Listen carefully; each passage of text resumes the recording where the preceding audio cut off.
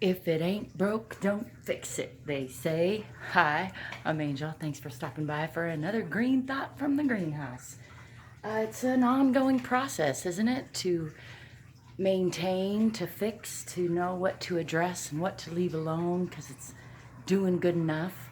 And I was just struck this week by how the greenhouse and our plant friends tend to remind us of that. Like, um, this lemon tree here isn't ideally healthy, and yet it's probably doing better than it will be if I tried to transplant it right now or made any drastic changes to it. So, um, same with the banana here.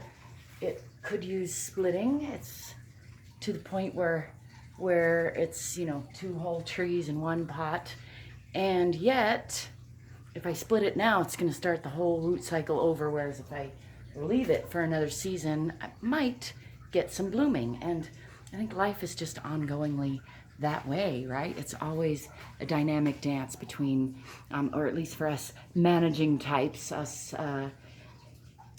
ego-based monkey mind types that try to do stuff, figure out stuff, manipulate our surroundings. It's tempting to manipulate just to see what will happen, and that's okay. However, I think there's good, solid reasoning to the way nature tends to resist change, because change is the unknown, and change is inevitable. It's going to come about. So it makes sense to kind of hang on to what's working as long as it seems to be working good enough, even if it's not ideal, because sometimes change promotes awesomeness and sometimes it kills things. So if your lemon tree is mostly alive and mostly making lemons, even if it's not ideal, sometimes it's the better bet to just leave it be for another season and see whether it's healthier next season or less healthy next season, and then make a decision.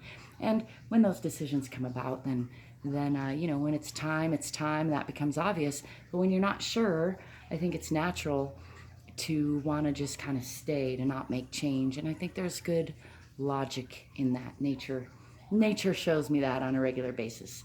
I'd love it if you have anything to add. If you have any comments or questions about that, please put those in the question comment section. Look in the description if you want to find other ways to connect with me and support me.